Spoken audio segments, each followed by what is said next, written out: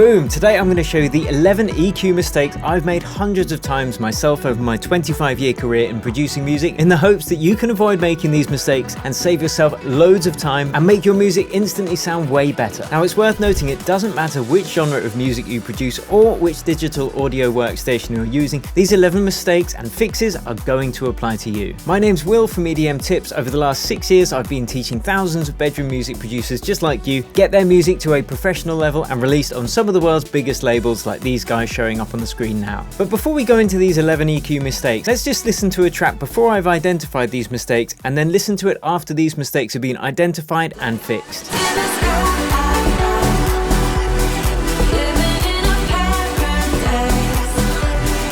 So it sounds pretty good, but now let's listen to it once we've identified these mistakes and fixed them.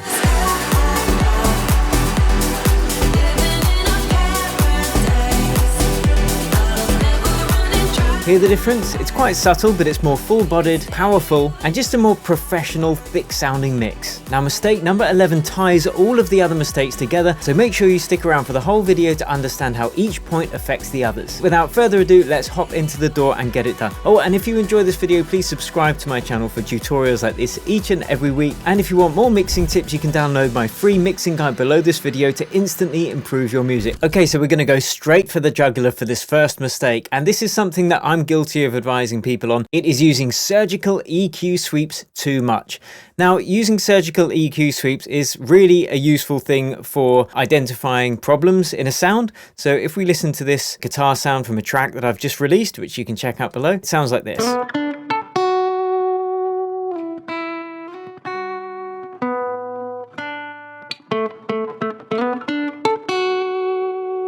Okay, cool. So with an EQ sweep, usually what you would do is you would load on an EQ. In this instance, I'm using the FabFilter Pro Q3, great EQ. And then you would boost a bell curve like this to quite a high level and quite a narrow Q setting. And then sweep up and down, listening for any resonant tones that just pop out and sound horrible. Now, the trouble is, and what people often do, is they will do this too much. And if you boost any frequency with a high Q value too high, it's going to sound horrible. Like, listen to that. It's all resonant and horrible. Oof, awful. So the usual thing to do at that point would be to cut that down by a couple of dB. And so it goes. So then you might add another one and then look for a horrible sounding frequency. But the mistake is, again, we've got a narrow bell curve. Oh, that sounds awful. We best dip that down. Now, if you imagine doing that like 8 or 10 times on every sound, what you end up with is this strange comb filter type sound. So if we just do it a few more times, let's boost up, listen for a horrible frequency. Oh, well, that's horrible, isn't it? The thing is, as I've just mentioned, every frequency is going to sound horrible if you boost it that much, simply because it's too loud compared to all the other frequencies. Now, if we turn this off, it sounds better. And if you imagine doing this another 5 times, what you'll end up with is a thin and reedy sounding instrument, and that's what you want to avoid doing. Now, having said that, as I've mentioned, surgical EQ is very, very useful. So if you've got a vocal or a guitarist and you listen to it without any EQ on it and you can hear a problem frequency, you just think, okay, there's something that sounds a bit ringy or a bit tinny. That's when you use the surgical EQ sweep, and then you do exactly what I've just shown there, but not so high, perhaps like plus 10 or plus 15 dB, until you hear it just really boost at that resonant point. And then by all means, you can duck it down by a few dB. But as I said, if you overdo this and you use it where there isn't a problem, any frequency that you boost with a narrow Q and a bell curve is going to sound horrible. And then you run the risk of ducking too many frequencies and ending up with a bad sounding instrument. So we kind of went in at the deep end there, but I wanted to cover it straight away. So let's get on to EQ mistake number 2. And that is not using high pass and low pass filters on pretty much everything. So if you think about a mix, especially when it comes to dance music, but really all kinds of popular music, you've got a lot of information down in the bass frequencies and the low mid frequencies, because that's where a lot of instruments share those frequencies. So when you think of a voice or a piano and some of the drums as well, there's going to be a lot of information down in that 200 Hz hertz, between like 100 and 400 hertz range. So we need to make sure that we're cutting out unwanted low frequencies. Now, especially with dance music, you want plenty of room for your kick and your bass. So if we listen to our kick and bass here, and we've got the drums in there as well, that's fine. That's taking up pretty much all of the low end. So we need to make sure it's got the space to breathe and we're not going to end up with a muddy mix. So if you look at our piano here and listen to it on its own, it sounds a bit tinny, but that's fine because it's all about the context. And you can see here, I've just taken out everything under about 110 hertz, quite brutally actually. So if we were to take that EQ off, you can see there's all of this low end information here that's completely unneeded. All it's doing is muddying up the mix.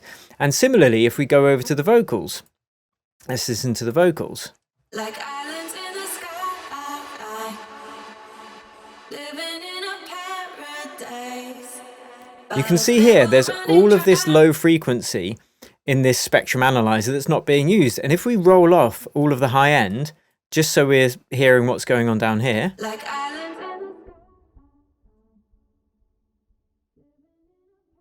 all it is muddying up our mix. So that's why on pretty much every element, I recommend a roll off of the low end, so a high pass filter.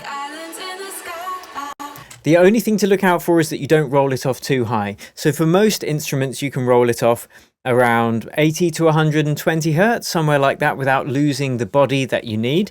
Especially when it comes to vocals, you don't want to be rolling it off too high. But when it comes to things like hi-hats and the really high up instruments, you can roll it off up into the thousands of hertz. It's fine. Anything that's not needed, just get rid of it. Now, the flip side of that is having a low pass filter.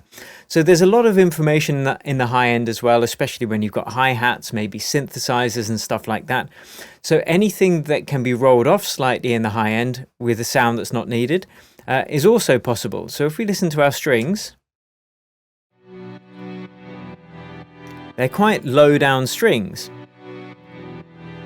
So I might see what I can get away with rolling off some of the high end.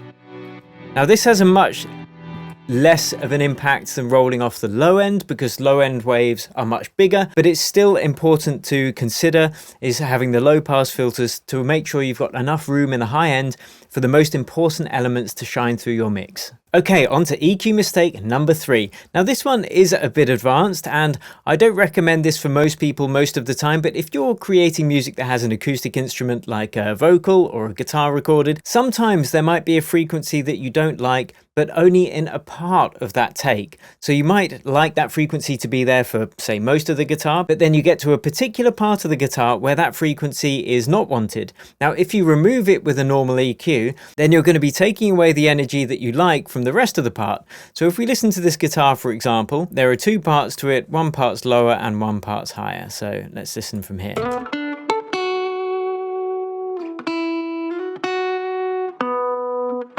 And then we go up higher. But you can hear here that the guitarist has accidentally hit a lower note. So you can hear this lower strum as well. So if we were to apply an EQ to get rid of that, you can hear we're getting rid of that low frequency,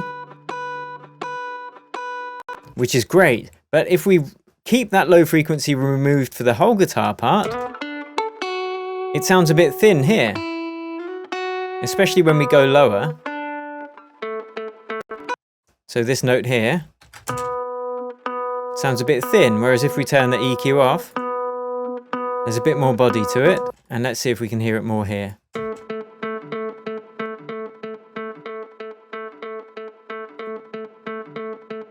So you can hear, if we remove that frequency for the whole guitar part, we're taking out some of that low end energy.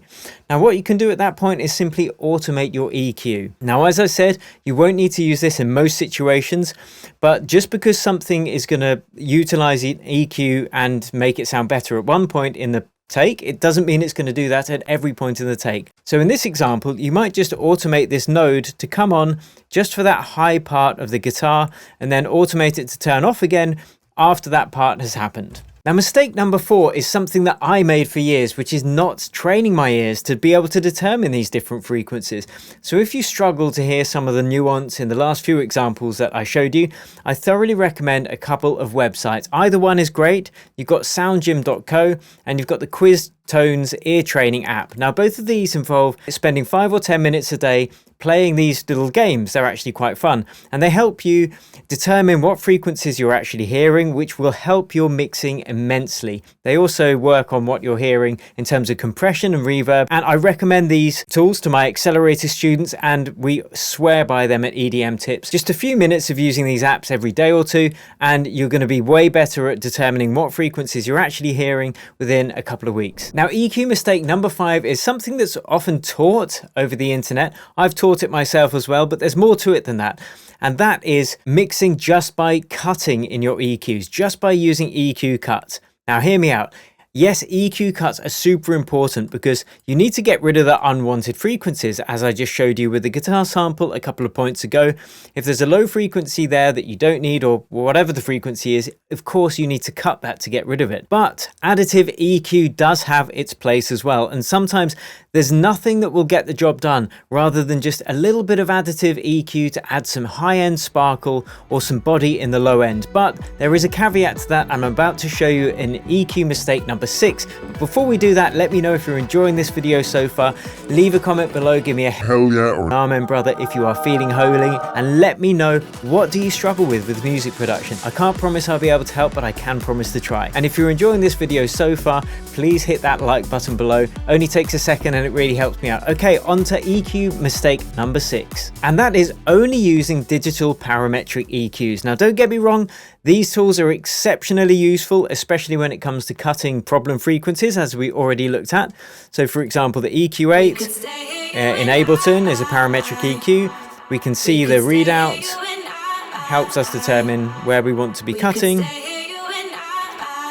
We can choose exactly the frequencies and the Q values, all very good, but there are a couple of problems to only using this kind of EQ as opposed to the other kind of EQ that I'm going to recommend, which are analog modeled EQs. See, we can get distracted by our eyes. Sometimes it's very useful to have a look and see what's going on, but sometimes we can rely too much on our eyes when we should really be learning to use our ears, which again is going to help determine what frequencies we know we need to be cutting and boosting.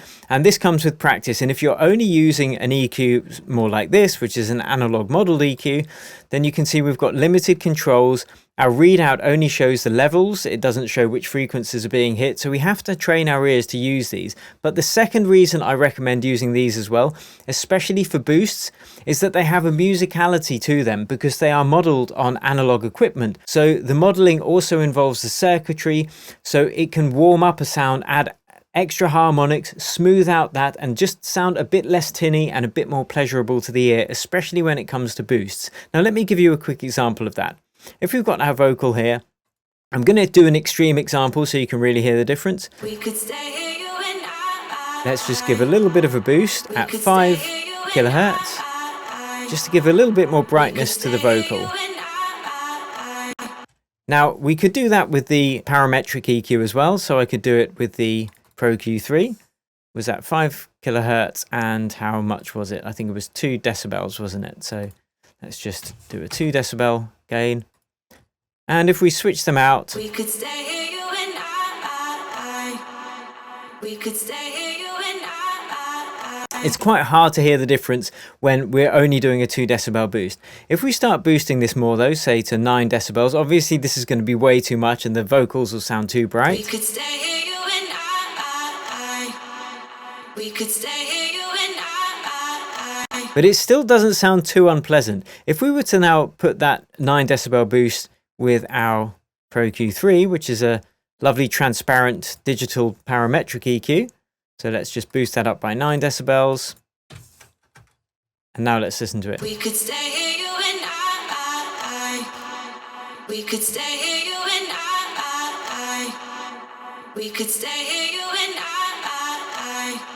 It's a very subtle difference, but it's a tinnier sound. It's just less pleasant as the frequencies are super digital and super focused in. There's no kind of rounding it off with extra harmonics. It's a very subtle difference in this example, but if you have this over many different items in your track, you can really start to hear the difference. And on the master channel as well, if you've got a little bass boost with analog modeled EQ and then a little high boost with an analog modeled EQ, it'll just give you a more musical, smoother, more organic finish. And that's why I generally recommend doing EQ cuts with a parametric digital EQ, but then EQ boosts with an analog modeled EQ. Now, the next mistake is an absolute game changer, and that is, contrary to the previous point, not using spectrum analyzers. So the spectrum analyzer I recommend to my students is Span by Voxengo. It's free and it does enough of what you need to do with just a free version.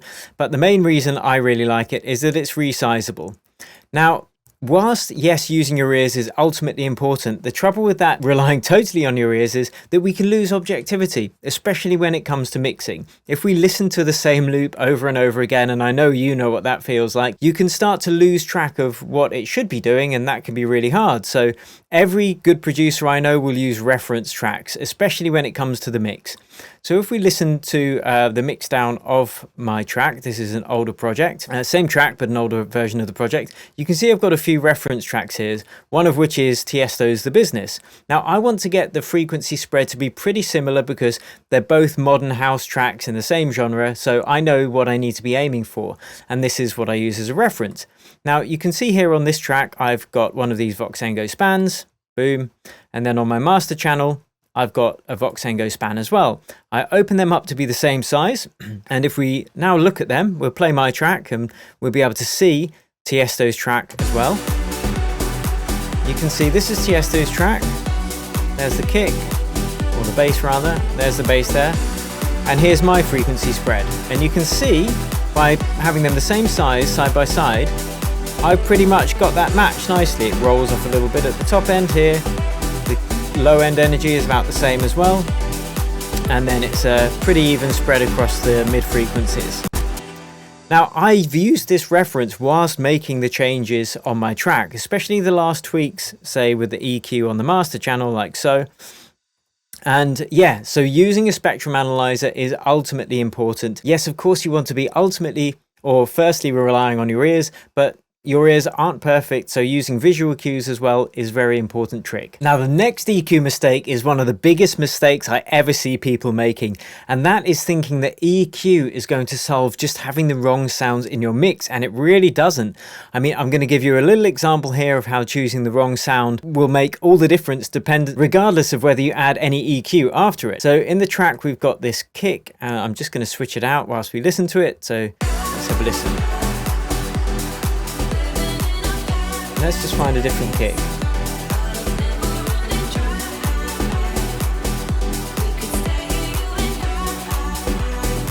Listen to the difference. That's the new kick, this is the other one.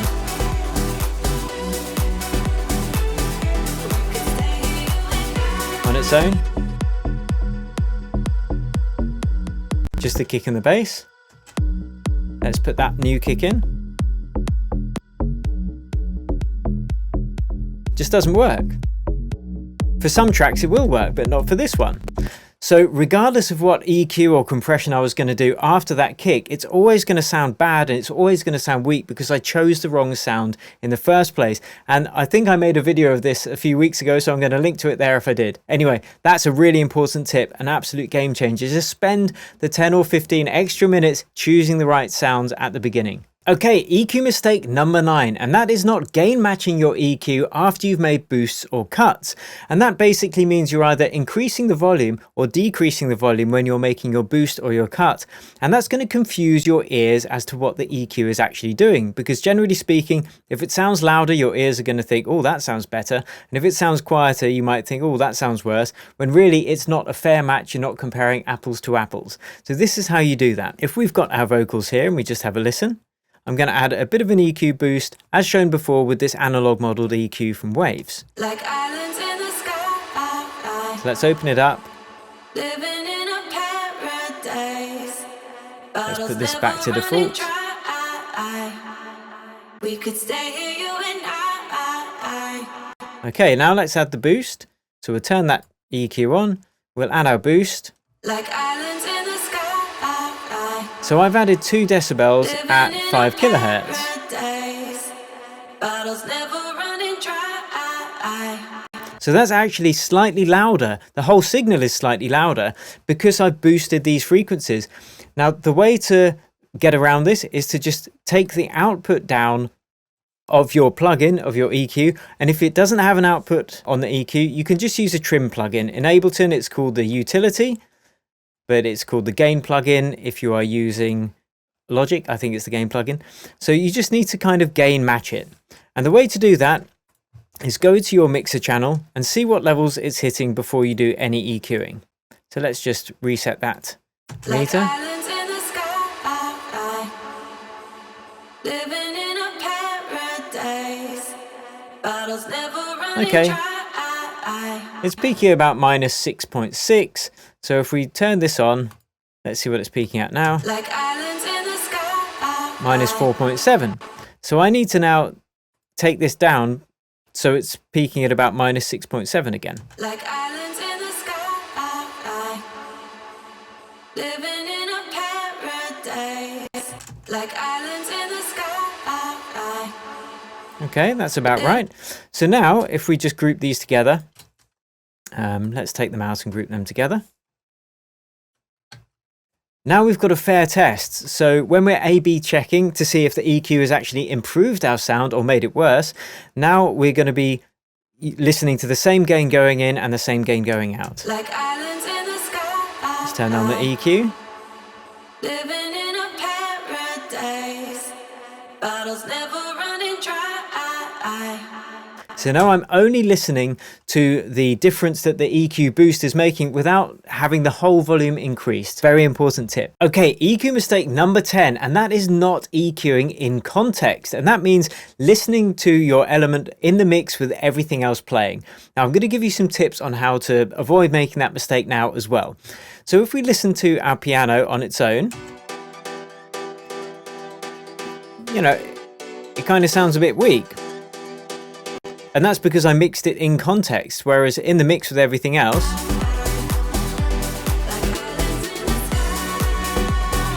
it sits perfectly in the mix. And that's because it's useless making a sound amazing on its own if it's going to clash with everything else and not sound great. Now, as I said, I'll give you a tip on how to avoid that issue. So first, let's listen to what the piano would sound like if I just mixed it not in context. This is what it would probably sound like. I'd get rid of this bouncing effect. I'd probably have more low end.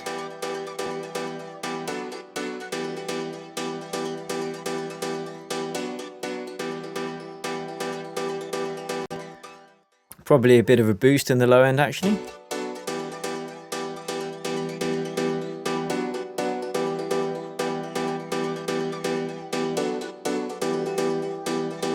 Like that sounds more powerful, right? So that's what it would sound like if I was just mixing it on its own, not in context. So what I recommend doing is firstly, do mix it on its own so it's sounding good with nothing else playing. That's what I would have done with this first. But then when you bring it into everything else, you're going to have to do some of that mixing again. And it's usually going to involve taking out frequencies because you've already got it sounding really good. Now, the way that you can do that is using my top-down mixing approach. So if you mix the most important elements first, that is the kick, the bass, the main clap or snare, and the main vocal or lead synth. Everything else just has to come up underneath that and sound good, and you can cut out everything that's not adding to your mix or everything that's clashing with those core elements. So if you can get those 4 or 5 core elements sounding great together, everything else you can be really quite ruthless with when it comes to chopping out the EQ, chopping out the frequencies. So mixing in context is really important, EQing in context. Which takes me on to EQ mistake number 11. And this is super, super important, and it is having an intention. By that, I mean, when you put an EQ onto a sound and start making tweaks, make sure you already know what you want to be doing. Trust your ears. Like when you listen to a sound and you think, okay, it needs boosting in the high end, or it needs cutting out this frequency, or I should take the low end rumble out. Make sure you've got that in your head before you actually load on the EQ. Otherwise, you're just kind of putting an EQ on for the sake of it and shooting in the dark. So having an intention, and this really applies to everything you do in music production, apart from when you're experimenting with sound design and stuff like that, just knowing what you want to achieve before you set out and get the tools to achieve it. If you think about when you're hanging a picture on the wall, you already know that you need a hole in the wall. You know what drill bit you need, you know what size screw needs to go in the hole, etc., etc. You wouldn't just get out a drill and start randomly drilling holes in the wall. You have an intention beforehand, and it's exactly the same when it comes to EQing. So make sure you have an intention. Anyway, if you do want more mixing tips, if you want some of my most powerful mixing tips, do download my free mixing guide below this video, and I really hope you found this useful. If you do want more in-depth coaching, if you want some one-on-one time with me and to get to a professional level as quickly as possible and join some of my other students getting signed to some of the world's biggest labels, making music full-time for a living, then check out my music production accelerator course. You can find out all the details you know below this video, and perhaps we'll be working together soon. Thank you so much for joining me. Hope you found this useful, and until next time, cheers and happy producing.